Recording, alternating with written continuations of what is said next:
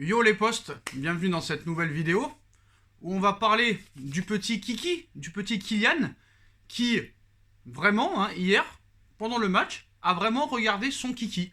C'est-à-dire qu'à un moment donné, à 10-15 minutes de la fin du match, avant de tirer un coup franc, le mec enlève limite le haut de son pantalon et son caleçon et le mec regarde ses couilles. Alors, est-ce qu'il pense les avoir perdues? Est-ce qu'il les cherchait? Parce que j'ai l'impression que maintenant, depuis plus d'un an, tu les as perdues tes couilles, mec. Tu les as perdues.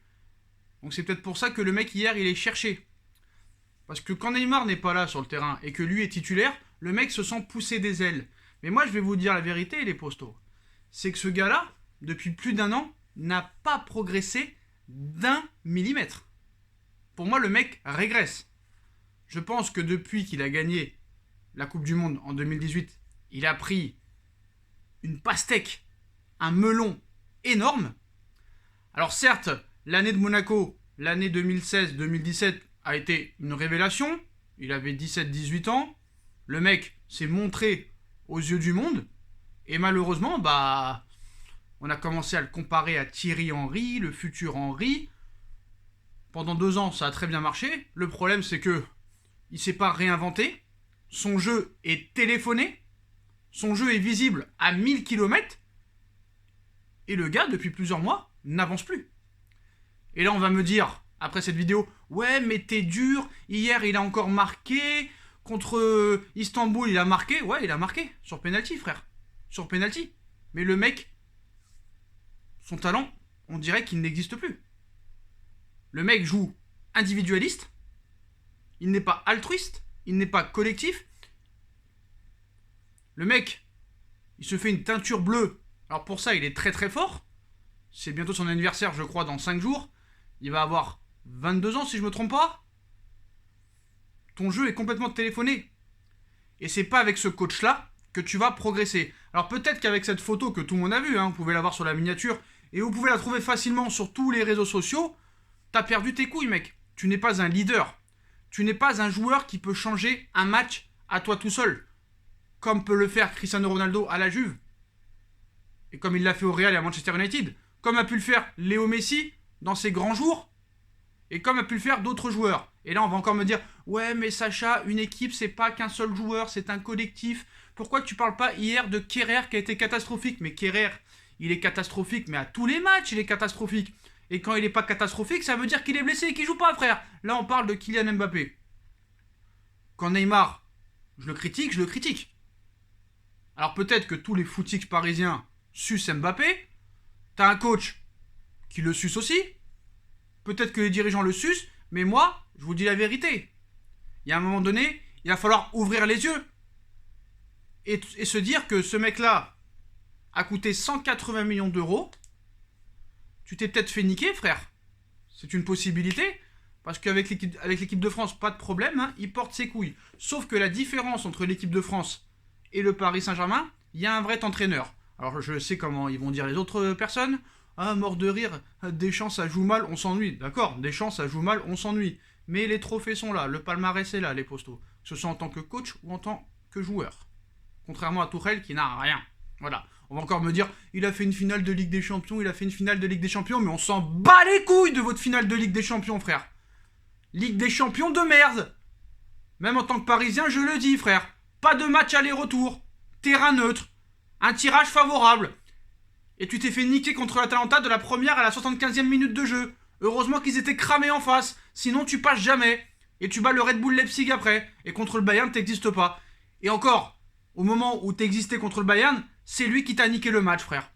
Et le mec ose te dire maintenant depuis plus de 2 ans, je veux des responsabilités, me parle pas d'âge, il faut montrer sur le terrain, mais tu montres rien sur le terrain. Tout ce que tu montres sur le terrain, c'est que t'es égoïste et que tu penses que à tes stats personnels, frère. Tu ne joues pas pour l'équipe, tu n'es pas un leader. Alors, le Real Madrid le veut, mais je t'en prie, prenez-le. Alors voilà ma stratégie maintenant pour ce joueur. Moi, je pense qu'il ne progressera pas avec Tuchel. Donc si Tuchel n'est pas viré dimanche, si jamais il y a défaite contre Lille, tu vas devoir te le supporter encore jusqu'au mois de juin, fin mai. Moi, voilà la stratégie que je ferais si j'étais dirigeant du Paris Saint-Germain, si j'étais le Prince Altani, si j'étais Leonardo. Moi, je le prolonge jusqu'en 2024 ou 2025. Voilà. Avec une légère revalorisation salariale.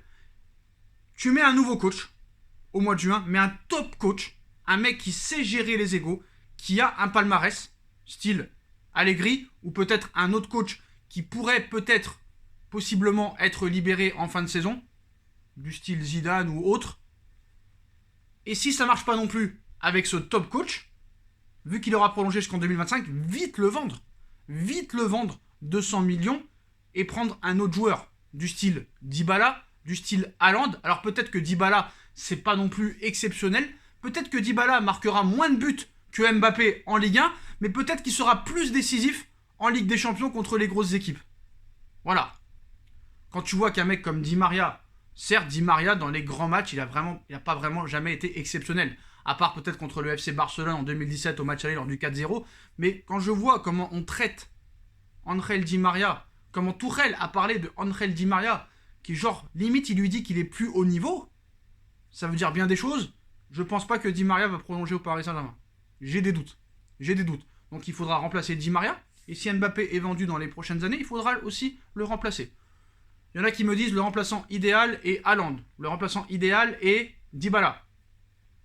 Le remplaçant idéal est Messi. Alors ce qu'il faut savoir, c'est que si Messi y vient, c'est à court terme. Hein. C'est juste pour l'image, les mecs. Il faut dire la vérité. Il aura 34 ans, il signera 2 ans, pas plus. Voilà. Mais le remplaçant à Mbappé, si jamais il est vendu, il faudra bien le choisir. Haaland, Dybala, Sancho, je ne sais pas. Moi, Sancho, j'aime bien, mais c'est un peu le même style de jeu, téléphoné. Mais voilà, moi ce qui m'énerve avec Mbappé, c'est que le mec te parle en conférence de presse, te parle devant les médias, qu'il faut prendre ses responsabilités, qu'il faut arrêter de vendre la peur, qu'il faut y aller, qu'il faut travailler, qu'il faut être altruiste sur le terrain, qu'il faut qu'il progresse. Ça fait 8 mois qu'il dit ça, le mec ne progresse pas, le mec ne change pas ton jeu. Réinvente ton jeu, réinvente ton style de jeu. Tu n'es pas décisif pour cette équipe. Tu n'es pas un joueur exceptionnel depuis plus d'1 an. Tu n'es pas un joueur exceptionnel et tu n'es pas un joueur dont Paris a absolument besoin. Malheureusement, tu as plus besoin d'un Neymar qu'un Mbappé, même quand un Neymar n'est pas au top niveau. Parce que Neymar, c'est la nonchalance, lui. Neymar, lui, ce qu'il lui faudrait, c'est la volonté d'Mbappé et qu'il garde son talent en plus. Voilà. Entre les deux, il n'y a pas à choisir. Même si Neymar, je trouve qu'il peut faire beaucoup mieux. Mais voilà. Arrête de faire le patron, arrête de te prendre pour le boss quand Neymar il est pas là, t'es pas un boss, t'es pas un patron hier. Quand je vois Herrera et Rafinha, ça c'est des bonhommes hier. Ça c'est des bonhommes. Toi hier, d'accord, t'as marqué un penalty. D'accord, en Ligue 1, ce que tu peux faire, beaucoup de joueurs étrangers qui pourraient te remplacer vont le faire aussi. Nous, c'est en Ligue des Champions qu'on veut te voir et contre les gros clubs en Ligue 1. Quand t'es rentré contre l'Olympique Lyonnais, tu t'es comporté comme une pute. Je suis désolé.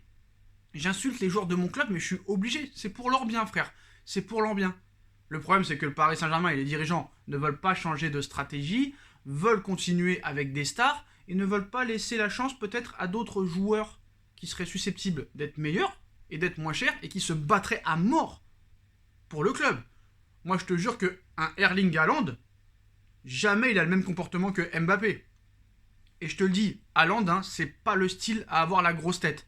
Haaland, c'est un peu le même état d'esprit qu'un Cristiano Ronaldo, qui veut toujours marquer, qui veut toujours gagner. Alors, certes, Mbappé veut aussi marquer et gagner, sauf qu'il ne fait rien pour progresser. Tu le vois, hier, son jeu, il est téléphoné à 10 000 km. Tu sais toujours ce qu'il va faire. Donc, pour la défense adverse, bah, c'est un kiff. Avant le match, qu'est-ce qu'on dit? L'entraîneur adverse, qu'est-ce qu'il dit? Bon, bah, vous connaissez Mbappé, hein.